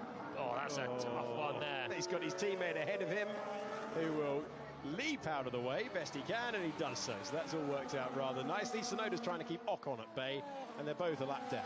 Yeah, look, I think Tsunoda did the best he could, but that would have certainly cost a little bit of time for Max launching through 1 and 2. That's not ideal at all. I mean, 4 seconds, they can maybe make a couple of them with the power that we've seen the undercut so far in this Grand Prix. And then you think maybe McLaren have a slightly sticky stop, and he could potentially fight with Lando on a perfect day, and he's certainly lost a second straight away in that first corner. with Tsunoda fighting. But again, and nothing that Yuki can do. He had his own battle to watch out for, and was as compliant as he could be. Bit of smoke from the front left of Lando Norris as he hit the speed limit. Takes on the soft tyres that will carry him to the end of the Grand Prix. Fist bumps all around for the McLaren team. They work hard to be effective at those moments, the key moments, and whilst he'll have a lot of cars to lap in the next couple of laps, including his old teammate Carlos Sainz. The crucial thing for Lando Norris is he will maintain track position over Max Verstappen. The gap came down to under 2 seconds, but crucially, he's out ahead of his old rival. So that's sweaty enough, isn't it? Even with the bit of confusion at turn one, maybe cost Max a bit of time, surely it did. You got a 2.3 second stop for McLaren, which is about as good as they could have hoped for under pressure. And still you got Max now within a second. That's the power of the undercut that he's just gone for. Yeah, and it shows that the alternate strategy going for those 3 stops is, as you were saying, Julian, you've got to try something when the underlying pace of the McLaren is that little bit quicker. I'm surprised it hasn't been stronger. The early indication in Friday practice and certainly qualifying pace, but it just shows it's all about whatever day in history the checker flag will fall. That's when you make your judgment. Piastri in to check the final box on what he hopes will be a 5th career victory of the season. Verstappen has stayed within 8/10 of Lando Norris, giving it everything on this lap to stay within DRS range. Oscar Piastri back out onto the racetrack, and he will maintain the race lead as Lando Norris laps the Williams, and that will mean no opportunity for Verstappen to even shape for a move, as unlikely as it would be. And despite the fastest lap, Verstappen looks like he'll have to settle for P3. Yeah, but actually, I think he might have had an opportunity had the Williams not given DRS to Norris, but that's the way the race unfolds. And what we're going to have come into play here, we've got a whole bunch of traffic that the leaders are going to have to make their way through, as displayed right there. And of course, blue flags have been very good. Drivers so far have been very good, but it just takes one awkward moment and it could bring this race once again into the hands of either Norris or Verstappen. And these are guys that are on the fringes of the points they're coming around to lap as well. This is points battles. It's Hülkenberg and Bortoleto. Bortoleto with Gasly right behind. All of these guys are sensing their first points opportunity in quite a while, so they don't want to lose heaps of time letting the race leaders through. Alonso complies very nicely, and he's the first one out of the way. But everyone else is going to have their wits about them. Hey, the right of the car is it's completely broken. Okay, Max. So not the best review for the Red Bull from Max Verstappen. He says the ride's completely broken. He's able to stay within 1.1 seconds of Lando Norris. Bortoletto's come into the pits to make his final stop in the Grand Prix. Tumbles down the order as a result. And most encouragingly, that mammoth stint on the medium tyre for Hülkenberg has given Sauber a brilliant chance of their second point score of the campaign. Gasly's on 18-lap-old medium tyres. The fact that Behrman is 1.2 seconds away from the points, given the struggles that we've seen so far this year for Haas at circuits like this, is impressive. And more of the England squad watching on.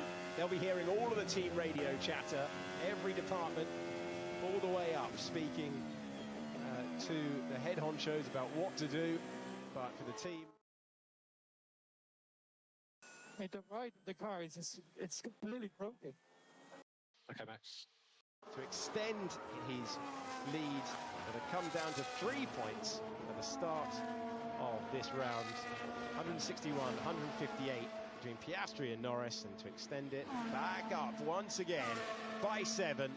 Norris is trying to lap the cars and put whatever pressure he can on. You can see Piastri's gone past. That's the problem with cars battling in front of you, because now Norris is going to be losing time. These two having their own race. This is exactly the risk we were talking about before. And as they do that, Norris is losing time hand over fist, and Verstappen will need just the tiniest sniff to get involved. It's cars all over the road. But as we get through Norris's gap, look at it, it's down to 0.4 of a second. Yeah, I mean, Lawson could be in trouble for that. He was the first car there, but rather than let the leader through, was too tempted to go for a move on Ollie Behrman. And in fact, then the fracas between them blocked Lando even more. So it's just frustrating in that position, because these are points chances for Lawson and for Behrman. And Liam knows it and he sensed it, but sometimes you just got to think, blue flags, I have to let the race leader through first. Yeah, and we saw there Max Verstappen waving his hand out at the Haas, not happy with the positioning. Idiots. Well, yeah, there's his review of their battle for the points, and I'd like to see that again, because it seemed like a very late move of defence, and they were certainly racing their way to the inside of the track. This is on board with Fernando Alonso, who's in 13th. Liam Lawson is ahead. Next up is Oliver Behrman, and they're all outside of the points for the moment. Lawson trying to go around the outside. Behrman gives him the racing room. And now, one lap later, Lawson clears Behrman. And guess what? Turn 3, Fernando, you knew what was coming. Another move around the outside, and 12th position for the home front. This might have been a really good race for Alonso had he not just ran through the gravel at turn 5 earlier on. So this is going to be Lawson the first time, is it? Attacking Behrman. Yeah, it goes right to the inside, then sends it in. Yeah, it didn't look as late a defence from Behrman from that angle, actually. It was just as we joined the... Idiots. Takes to the escape road. Lando's like, am I going around the outside? Well, I am, but where did that Haas come from? Well, we heard Max Verstappen on the radio that he was not happy when he got by. And watch for the hand gesture in a moment, because he definitely had his hand off the wheel. There were blue flags for these cars heading into turn 1, let alone turn 5, and that's what he thought of it. One hand, upshifting, waving. Yeah, all these guys at this level have got capacity, haven't they? And then some, and then some. One corner later, and Lawson able to get by. And Fernando Alonso just loves this outside line. Fires it by again. Drivers generally can be a bit cautious through turn 3, because you're trying to save those tyres. And Fernando just knows it, doesn't he? As soon as that outside line opens up, just puts his foot down and simply drives around them. It's such a nice pass. It's so effective as well. Doesn't really lose any race time in doing that. Any pass around the outside, always spectacular for us watching on. Okay, the gap has gone back up to 2.2 seconds. I can only imagine what Lando Norris was thinking at that moment. The incident involving Behrman and Lawson has been noted for leaving the track and gaining an advantage. But a pretty interesting call to try and make an overtake when you're being shown the blue flags to get out of the way of the leaders who are a lap ahead of you. Oscar Piastri's on for a personal best in Sector 1, in Sector 2, and maybe for the entire Grand Prix. He's trying to re-establish that gap. It's 3.4 seconds, and he's just trying to get himself that buffer back of around 3 to 4 to 5, and just bring it home for another win. 5 wins out of 9 rounds would be mighty impressive stuff for a driver who is in his 3rd season of competition and looking to extend the lead in the World Championship to 10 points. It's just controlled this one so well. The start was obviously crucial. The yellow flag out. Oh, off the road goes Kimi Antonelli. Yeah, that engine is a telltale sign that it's not a mistake, it's a technical. And that's at turn 10, deep into the gravel. There are facilities to recover the car, but a full safety car has been deployed. And the race will be bunched together. It is a complete reset then.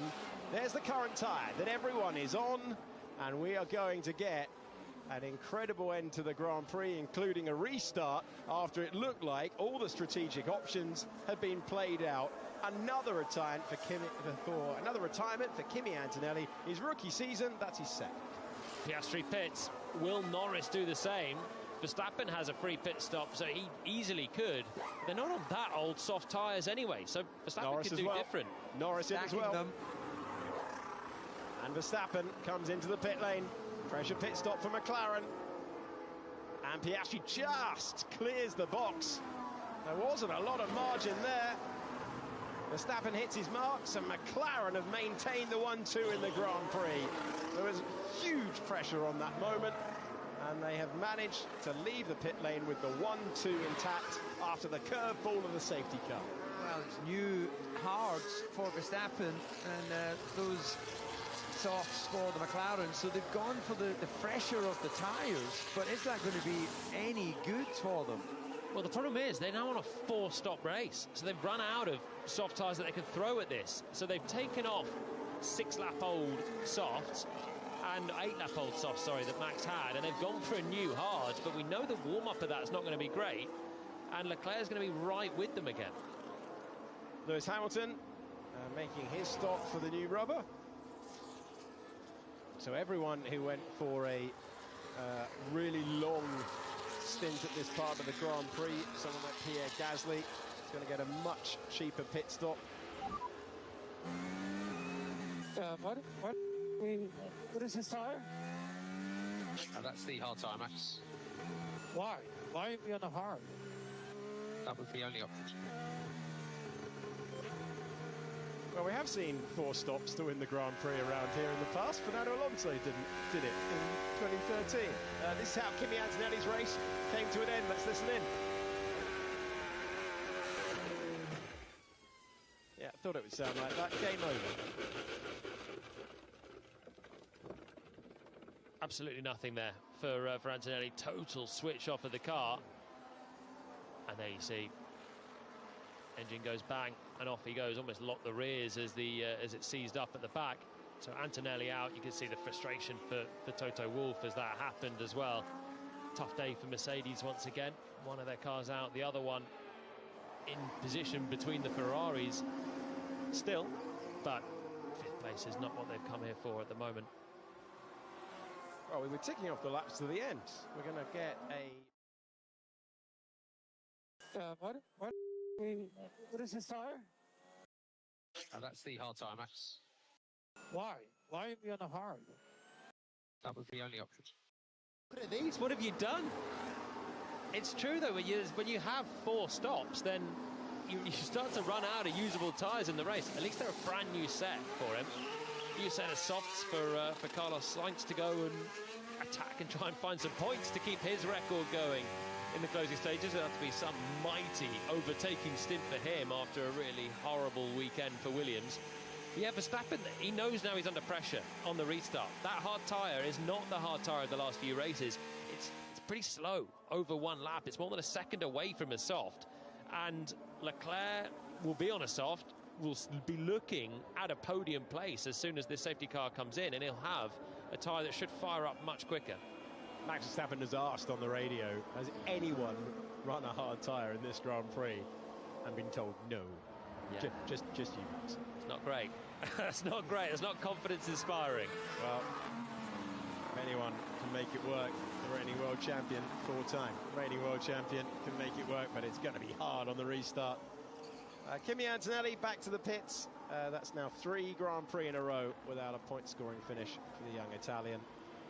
Learning the ropes in his rookie Formula 1 campaign. I wondered if Verstappen might stay out, because then he'd have had track position on the final stint. Lap still ticking down under safety car. We should get the safety car in at the end of the next lap, I'd have thought, with that car being hoisted away behind the barriers. So it's not going to be that many laps, 8 to go, and Verstappen would have been on an older soft tyre by 8 laps.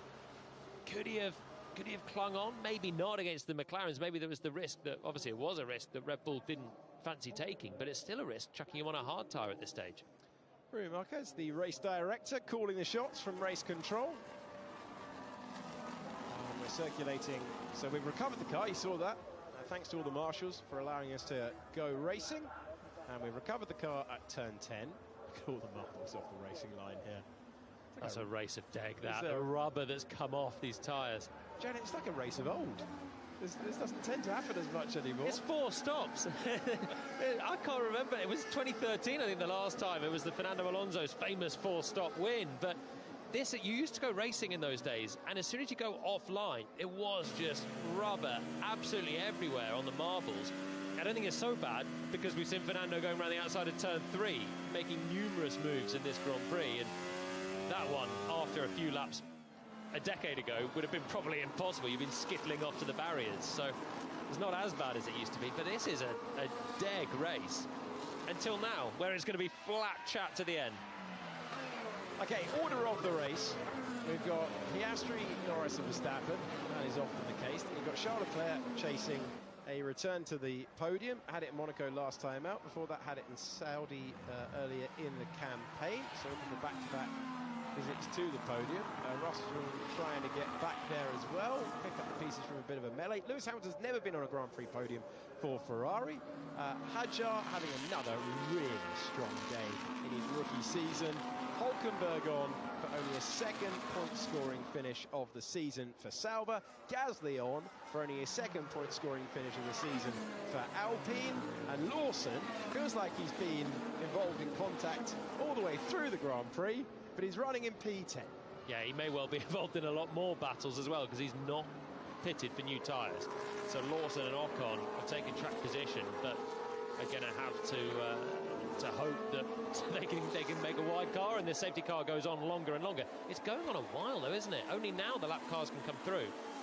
Yeah, we did see this in Formula 2, which used to be Rui Marquez's championship before he got promoted back end of last year. It does tend to take a little bit of time to do things by the book, and now the lap cars have been released. I can also tell you, so we've set things up for you at the front of the field. Max Verstappen with a tricky hard tyre. McLaren separated by 3 points in the World Championship. How much risk will Lando Norris take on the restart? By the way, don't get a lot of passes on restarts since they changed the rule that you can't come alongside. Single file on a restart. Watch out further back in your picture, slightly outside of the point, for that green Aston Martin. There's only one of them in the Grand Prix, because Alonso has got the freshest tyres of those racing in his gaggle, and you know what he's going to do round turn 3 of the restart. Yeah, he's going to give it some, isn't he? He's got a chance of points still at the end of this one. Lawson will back up everyone behind in 10th place. Gasly and Hulkenberg have taken the extra stop, so looking good for them. This is a chance for Norris. It is. I mean, like you said, it's difficult to make a pass on a restart. It's soft tyre v soft tyre. It's a race that Piastri has controlled really well, but Lando shouldn't have to worry about Max behind. This hard tyre, you can see Max working the wheel. He's been doing it all the time since this hard tyre went on, really putting the energy through the fronts, making sure that it's as fired up as it can possibly be. But it's the inferior tyre for a 7-lap stint here, so he's up against it. Lando can just look ahead and try and put pressure on Oscar. I genuinely don't know if Oscar ever feels pressure. We're about to find out. Only time I've ever seen Oscar Piastri feel pressure in the heat of a championship battle. Well, he's in a championship battle, but it's only round 9 of 24 in 2025. We're on board with the man a few metres behind on the racetrack, 3 points back in the championship standings. All the talk coming into this season was that it was going to be Lando Norris's year. He's had to watch Piastri have the season he was dreaming of. Strong performances in qualifying. Piastri has 4 poles in qualifying this year. Strong performances when it comes to Grand Prix. Piastri has 4 Grand Prix wins this year. Norris has 2 wins and 2 pole positions. I can't understand why we're not racing on this lap. The track is clear. And it was cleared 2 laps ago. Yeah, it was cleared 3 minutes ago. So why are we not racing now? Firstly, get the lap cars out of the way. That's happened. They don't need to catch the back of the train. They're a long way away. They won't interact with the race leaders again in this one. So let's have an extra lap of action, please. It was similar in Imola, wasn't it? When Antonelli pulled off and it was the full safety car, it was quite a lot of laps. Piastri will be happy with it, of course. Just whittling away the chances of things going wrong. Is going to be the restart that is going to be the big thing he's got to focus on. Difficult restart. It's really quick from the exit of turn 12, really, and then it's a long run to the first corner. They do love wasting laps. Yeah. Needs looking at, I think. I got good news for Lewis Hamilton, for Jolyon Palmer, and for you at home. The safety car's coming in at the end of this lap. We're going to get a grandstand finish to the Spanish Grand Prix We have Max Verstappen on totally the wrong tyre for this, but he is Max Verstappen. We have Lando Norris, who now has to weigh up how much he is going to take to Oscar Piastri. Every type of circuit we go to in the Formula One World Championship this year, that McLaren is effective. It works. And Oscar Piastri begins to set the pace of the field and nearly causes a pile-up at turn 10. Yeah, he's put the anchors on because the safety car lights have come off, so now he can control the pace. And I don't think Max was expecting that. Had building up speed, was trying to get the energy in the tyres and almost hit the back of Lando. So Lando Norris with a chance to win a third Grand Prix of the year. His teammate ahead. Piastri stands on the power. 2 corners before we go back to green flag racing. What sort of slipstream can Lando Norris get with his teammate ahead of Verstappen? Nearly drops it, and Charles Leclerc has to wait for the start-finish line, and does wait for the start-finish line to improve up to 3rd position. Verstappen tried to fire up the hard tyre, couldn't do so. Charles Leclerc. They do love wasting laps. Yeah. Norris, Charles Leclerc is 3rd. Max Verstappen hangs on to 4th position, 5th for Russell, Hamilton is in 6th, and Hulkenberg got past Hadjar. For 7th place, it's then Hadjar, Gasly and Lawson on the restart. Verstappen still has no grip. Russell has an opportunity at 5. Right, he just rammed into me. He did the same. That's a penalty. Well, he's on the radio, but he's got to be all eyes on the mirrors because Russell is still clambering over the back of Max. How he didn't lose it at that final corner. There was some car control going on there. Incredibly dramatic restart.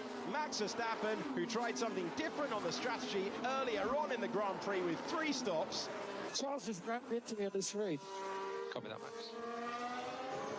Forced to go to the hard tyre because that's all he's got left. He's got nothing else new, trying to fire it up. The temperature wasn't there, and he was lucky to make it to the start-finish line. Now DRS is enabled. George Russell will have a chance of P4. Yeah, this should be a decent opportunity coming up for Russell then. I wonder if that must have been straight after Verstappen had his massive swapper. Russell will get DRS on this lap, so he didn't get it at that chance. If he stays this close, he'll get it again. But I guess Verstappen's got all out of shape. Leclerc doesn't want to pass him necessarily, and what's that contact here? There's wow. Word. Right, he just rammed into me. He did the same. That's a penalty. On board with Charles Leclerc. Look at this from Max. Oh my word, that was nearly Grand Prix over. That was absolutely sensational car control for him to keep it out of the barriers. That would have been an almighty crash.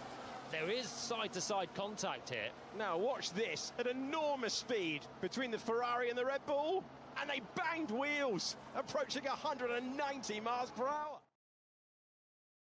Charles just rammed into me on the straight. Copy that, Max.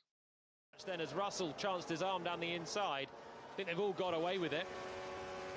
Max Verstappen kept it in, and it's under investigation, Verstappen and Russell. That's the contact, wheel to wheel. Front left to front right. Dramatic restart, all caused by Verstappen being on the hardest compound of tyre. And meanwhile out front, whilst we enjoyed all of that, Oscar Piastri said, you deal with your own drama. 1.2 second buffer, and the race lead held. He doesn't feel pressured, does he? It was a brilliant restart from Piastri. Went very early out of turn 12 and just dropped the rest of them. And then it was all about that battle for 3rd. Leclerc has it sewn up now. It's worked okay, this one for Ferrari in the end. Obviously, Verstappen's hard tyres are now getting into a sensible window, and he can use the pace the Red Bull has got. Leclerc's actually not running away with 3rd place. Verstappen is showing something left. And this is on board with Fernando Alonso, who is trying to dart and dive his way past Gabriel Bortoleto. Bortoleto is in his management group, so he's trying to shoo him out the way. Neither of them have scored points so far this year, and they're 11th and 12th, breathing down behind Liam Lawson, who's only just scored points in Monaco for the first time. I mean, this is a huge opportunity for Bortoleto. Sauber have clearly got a car that's working nicely. Hulkenberg getting up to 7th is extraordinary. He's only 6/10 away from Hamilton. So I don't know why Verstappen thinks Leclerc needs to give up the position. I think things would have been going mile a minute after he nearly dropped it at the final corner. I can't believe he was on the radio there as Russell was looking left and right, and Max is on the radio saying he's ramming me on the straight, talking about Leclerc still. Max, can you let Russell through, please? Let Russell through. No, I was ahead. Mate. My advice is to let him through. Wait, I was ahead. He just ran me off the road. But that's the rules. Oh, contact! Max Verstappen into the side of George Russell. We were hearing the advice not taken. And Max Verstappen and George Russell come to blows in the final stages of the Spanish Grand Prix. Fernando Alonso is getting alongside Gabriel Bortoleto. He's up to 11th place. Fernando's 1 place away from the points. But what just happened there between Verstappen and Russell? I cannot believe what I just seen. Don't know, mate. Just past it. Russell now goes through, as it looked like he would do at turn number 5. He gets through into turn 13, but that was an extraordinary incident in a Spanish Grand Prix that has come alive, and Hulkenberg has a run on Lewis Hamilton. Sauber, that have only scored points once this year in the wheel tracks of a Ferrari, and he's going through to the inside to take P6. What is going on right now? A brilliant drive from Hulkenberg. Amazing stuff from Hulkenberg, who's going to get loads of points today as they head on to the penultimate lap. Alonso has got himself into the points as well. He's cleared Bortoleto and Lawson. But what on earth happened between Verstappen and Russell? So Max has a slide and then looks like he's going to let George through. George is then on the outside. Max, can you let Russell through, please?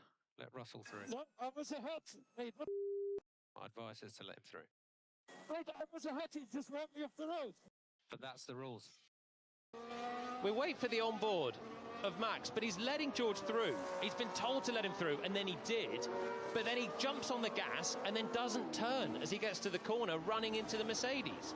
It's an incredible moment from every angle you watch it.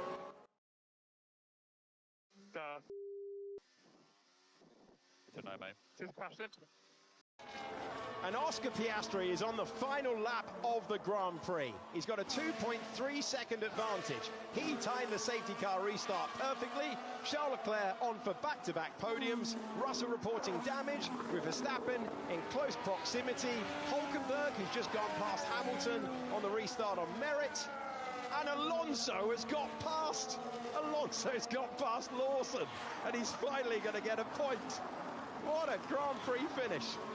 The incident involving Verstappen and Russell is under investigation for causing a collision, but I wonder if that's one that Max Verstappen will want to take back when he sees it back. I'd have thought so. He's been dealt a tough hand. The race was going pretty well for him, given the pace of the Red Bull to even get close to the McLarens, but then putting on the hard tyres wasn't a sensible strategy call for Red Bull, but they didn't have a lot of options. They either stay out on a very used soft. It's a gamble either way, but the hard tyre didn't fire up. He's not happy, but you cannot drive like that. Drama everywhere you look. No dramas for Oscar Piastri, who wins his 5th Grand Prix of the year. Piastri takes the Spanish Grand Prix. It's a McLaren 1-2. Oscar beats Lando Norris by 2.4 seconds. The late restart and the move put Charles Leclerc on the podium for Ferrari. George Russell was 4th. Max Verstappen slipping a couple of places at the end, down to 5th position. Absolute jubilation for Nico Hulkenberg and Sauber. 7th for Hamilton, 8th for Hadjar. And it's going to be a 2nd-point scoring finish for Sauber with Hulkenberg, with Alpine and Gasly. And Alonso finally is on the board. But no one had an answer to this man's pace today. Still the man to beat in the Formula One World Championship. And the leader by 10 points. Oscar looking worthy. Fantastic drive again. 10-second penalty for Verstappen comes in. So that's going to drop him to 10th position. It's huge, and I can only see it's red mist from Max. I can only see it as that, and the stewards obviously agree. It looked like he was letting George through and then just just drives into the side of him, which is what he accused Russell of before. It's unacceptable driving. It's unacceptable from Verstappen, who is 10th position in the end. He's cost himself a load of points. The Red Bull team maybe didn't give him the best shot, but you cannot drive like that when things don't go your way. Incredible moment. Really was. Verstappen finishes in 10th position. Here's your race winner. Checkered flag. What a race. What a weekend, mate. Really good. Really happy. Biggest pole margin of the year. And very convincing Sunday afternoon as well. Great job. Yep. When you said that based off last year, this weekend was going to be awesome, you weren't wrong. You should listen to you more often, you know, stuff come. Great weekend. Yeah, couldn't have asked for more. So thank you very much, everybody. Nice way to bounce back from a little bit of a difficult one last week, and very well done, well managed. Couldn't have done it any better myself. So well done. Oscar Piastri with a big moment in the championship, and I've held off talking about it all the way through. All the talk of technical directives, all the talk of the field being redrawn. McLaren 1-2, 5th win of the year for Piastri. They lead the constructors. They lead the drivers, 1 and 2, and any theories that it might be the front wing flexing have been put in the bin. They're about to lift the largest trophies once again at a Grand Prix. Max Verstappen, you saw him drop down to 10th position, finishing 7 places down from where he started the race, in sharp contrast. Checkered flag. What a race. What a weekend, mate. Really good. Really happy. Biggest pole margin of the year. And very convincing Sunday afternoon as well. Great job. Yep. When you said that based off last year, this weekend was going to be awesome, you weren't wrong. Should listen to you more often, you know, stuff come. Great weekend. Yeah, couldn't have asked for more. So thank you very much, everybody. Nice way to bounce back from a little bit of a difficult one last week, and very well done, well managed. Couldn't have done it any better myself. So well done. I thought it would be dramatic. You don't often get late restarts here. It's the latest ever restart at a Spanish Grand Prix held at this circuit. But man, did that provide almost unbelievable scenes, with Max Verstappen getting a 10-second penalty for causing a collision. But they weren't racing in that corner. It wasn't a race in that corner. Incredible. Lando Norris, again, good points for the championship. We'll know where his teammate has done the job this weekend. And Charles sacrificed his qualifying to get a podium. Job done. No one had the answer of the McLarens today, but they weren't quite as dominant as I think many expected. No, I mean, Red Bull were there really in terms of pace. That first stint for Verstappen was where he struggled so badly, switched onto the 3-stopper, but really wasn't sort of struggling thereafter. The rest of the race looked pretty solid from him until that final switch to the hard tyres. Brilliant job from Piastri though. He's just so unflustered, unfazed with anything. Race start on a difficult one, long run to the first corner, he gets it right. Seeing the gaps ebb and flow to Lando behind, and then controlling the late race safety car, you just know that he's going to be unplussed about it. He's taking through them like a veteran. Well, we are ready to hear from our top 3 in a few moments' time. Start line finish involving Verstappen and Leclerc has been noted for causing a collision. Brushing of the cars at very high speed. And Oscar just gathering his breath. And the track you heard there is from Tate McRae. It's from F1 The Album, which is the soundtrack to F1 The Movie. And I hope you enjoyed that plug as much as Jolyon did. Let's hear from the top 3, speaking to David Coulthard and Terry Crews. Oscar Piastri, the end to a perfect weekend. That wasn't as easy as I was expecting for you guys when I saw your pace in qualifying, but a beautifully executed race. Yeah, definitely. It was a bit of a surprise to see Max try a free stop, and it nearly worked for him. So, yeah, it was a great weekend overall, though. I think the pace was really good. We could turn it on when we needed to, and just very proud of the work we've done this weekend. It wasn't the best first practice, and then we got our stuff together, and yeah, it's a nice way to bounce back from Monaco. So, no, been a superb weekend. Now, Oscar, this is your 7th win overall, the 5th of the season. How do you feel about your performance going into the Canadian Grand Prix? Hard to complain. Yeah. Very hard to complain. It's been a great year, and this weekend's been exactly the kind of weekend I was looking for. You know, we executed everything we needed to when it counted, and that's all you can ask for. So the team gave me a great car once again. It's a lot of fun winning races at the moment, so I've been enjoying it, and I hope the team are too. So thanks to the crowd for being out here. It's been a great weekend. A lot of support out here. A lot of traffic as well, but that's the sign of a lot of fans. So it's nice to be here. Now, you did the restart perfectly once again. There was a lot of action behind. I don't know if you had the chance to see anything on the circuit screens. I've seen that Hulkenberg finished 6th, which is pretty impressive. So well done to him, I guess. But yeah, my restart was okay from a time point of view. I'm not sure my rear tyres were very happy though. I think I was wheel spinning in 6th gear, so not the cleanest of restarts, but it was good enough. And then just getting used to how much grip there was on low fuel again. It was like being back in qualifying, so that was a bit of an adjustment, but no, very well managed. Beautiful race. Congratulations on your victory. Thank you. Congrats. Cheers. Thank you. And now we have the 2nd place finisher, Lando. I know, sorry, my English is not so good. I was just so taken aback by the end of that Grand Prix. It was all kicking off with the restart there. I guess you did everything you could to manage your race to the 2nd place. I did, yes, but you know, Oscar drove a very good race today. Didn't quite have the pace to match him, but we gave it a best shot. It's a long race, you know, anything could have happened at the end. We both got pretty sideways with the safety car restart. It was a good fun race, you know, and for us as a team to finish 1-2 is even better. Yeah, this is awesome. Great stuff. Thank you.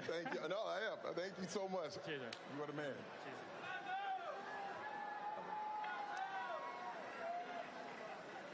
And then Charles Leclerc, I suppose one of the happiest podiums you've had, because it all came to you right at the end there with the restart. Put us in the cockpit. We saw Max get out onto the curb, and then you'd contact along the start-finish straight. Yeah, it was. It was a battle for the track position to get the slipstream of the guys in front. Max wanted to bring me towards the inside where there's all the rubber, so I didn't want to go too much there. So I was trying to push him to the left. There was a little bit of contact, but fortunately for us, no consequences. But I'm really happy. Obviously, yesterday I sacrificed quite a bit qualifying in order to have better tires for today. I didn't know whether it would pay off. At the end, it did. I think before, in a normal race, would have been our position. With the safety car, we got lucky and a podium, so I'm really happy with that. Now, Max was 3rd the whole race, man. Tell me what was going through your mind when you saw that opportunity to take Max. Yeah, I mean, when my engineers told me that Max was going on a new hard for the last stint, I don't know if they had the choice or if they had no choice. I guess they had no choice. I was obviously very optimistic because I knew how bad the hard was, and that's where I thought that I really need to have a good restart, and maybe there's an opportunity, and there was. So we're just seeing this contact. Woo! Yeah, I just wanted a slipstream in front, but it all worked out well. Yeah, congratulations on that podium. Thank you. Enjoy Thank the you moment. very much. Oh, thank you. Great job. Thank you. It got violent out there. Thank you to David Coulthard and Terry Crews speaking to the top 3. Well, here's the moment that it all went incredibly intense at the end of the Spanish Grand Prix. The save is amazing. That bit of contact, honestly, Leclerc is under investigation now, but it's a nothingness. There's another bit of contact there. Verstappen gets back into 4th place. Technically, because Russell was far enough alongside, that's why Red Bull ordered him out of the way. And then that... This is on board with George Russell.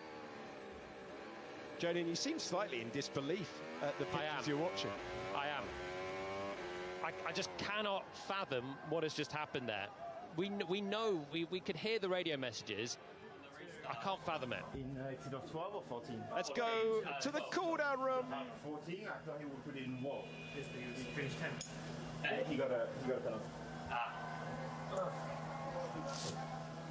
And the lights, and then it's moving out so quickly. Yeah, I know, it's crazy. Oh.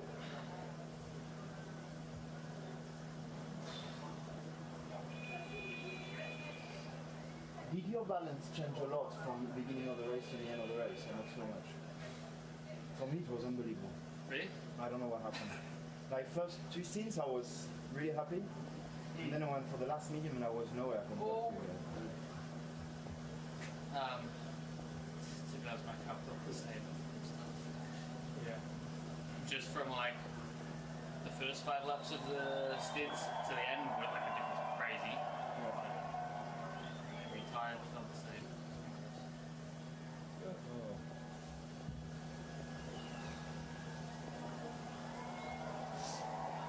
Man, you got a lot closer to making the 3 walk. Ultimately finished 6th. Right? Yeah. And I think he over. Yeah, the 3 was pretty good. The 3 star. Yeah. Yeah, blue flags are a bit mad. Whoa. It was terrible today. But there was one where. Look at that. Oh my god. And then we You almost touched here, no? No, we touched here. Ooh, look, you can just. I was just trying to say something. But hey, how bad? How? They got a penalty for that? Okay, pass. Oh. Oh! Oh my god. I've done that before in Mario Kart. How bad was it when you went on the marbles though? Mate. I passed Colin Pinto on the straight. I tried to turn for turn 1 as well. Yeah, when Max was overtaking me on fresh tires, I was just trying to stay in the middle, so he was going all the way to the marbles, but that didn't change much. But even in the safety car, when they let the lap cars pass, oh my god, Yuki nearly shot. And the sound of the cool-down room fades away as we watch the crowd make our way onto the circuit in front of the podium. And it's a podium that looked for all the world like it was going to be Piastri, Norris and Verstappen. Charles Leclerc able to get by, and his advantage was 9/10 of a second across the line to George Russell, so any penalty for Charles Leclerc, I wouldn't expect one, but any penalty would elevate Russell to P3, as it is 3rd podium of the season. The man from Monaco. There you go, there's a graphic to prove it as well, and that qualifying gamble pays off wonderfully. Lando Norris with another trip to the podium, his 8th of the campaign.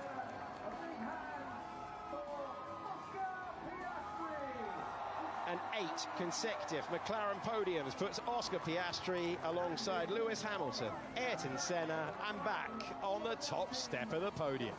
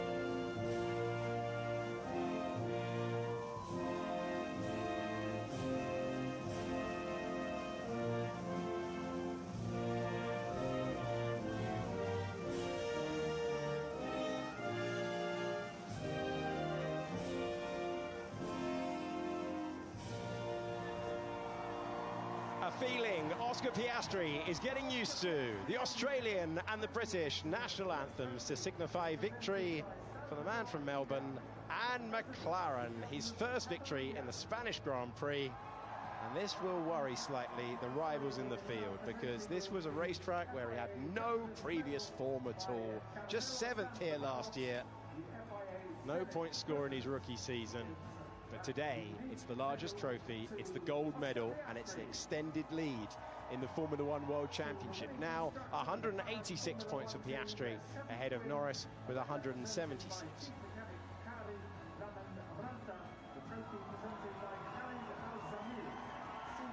And it's wonderful that they rotate the strike.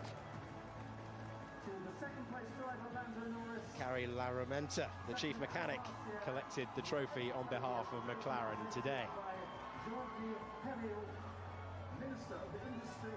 Lando Norris with another trip to the podium, all-time in his Formula One career, 34 now to his name.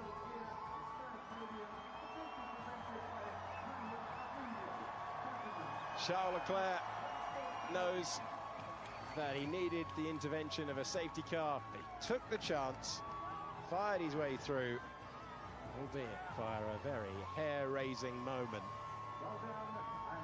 at huge speed. Well, Formula One, eh? It all happens at the start. Not today. All the way through, battles throughout, stories throughout. It is an epic run to the points with some great overtakes for Fernando Alonso. A second point score of the season for Pierre Gasly. Another mighty run for Isaac Hadjar. A superlative performance for Hulkenberg and Sauber in their much updated car. And then Russell, wheel-banging with Verstappen, who was dropped down to 10th position.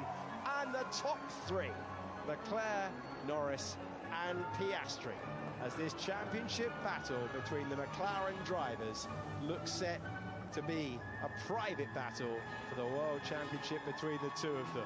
In a race where so many were speculating we could have a resetting of the order, Papaya rules once again. Great spectacle on the main straight.